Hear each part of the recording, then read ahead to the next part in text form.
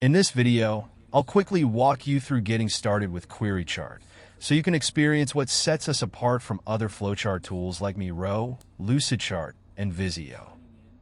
After signing in, you'll land on the home page, where you can access templates, generate flowcharts from text using AI, or start a new flowchart.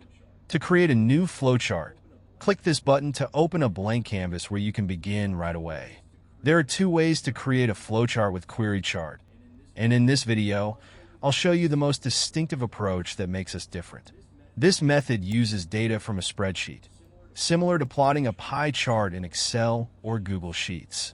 To move around the canvas, click and hold while dragging. To zoom, simply scroll with your mouse or touchpad. I'll start by entering values in this column of the spreadsheet.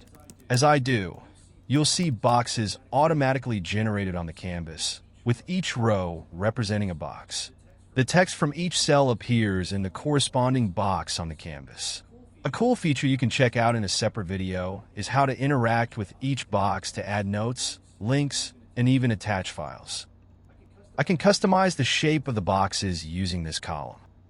To add multiple lines coming from a box, I input the numbers of the destination boxes separated by commas. For this example, I'll create lines connecting box 3 to box 2 and 4. To add text to a line, I use this column.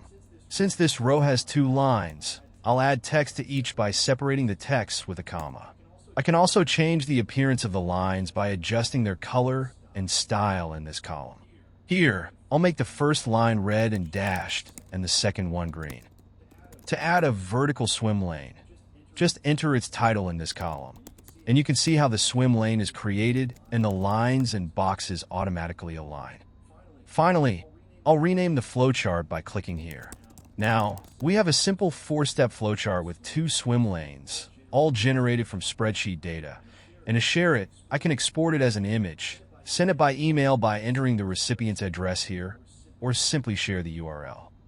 If you'd like to learn how to create a flowchart by interacting directly with the canvas, similar to other flowchart tools, but with the added advantage of automated lines and box positionings along with data generation in the spreadsheet, you can find that short video on our YouTube channel.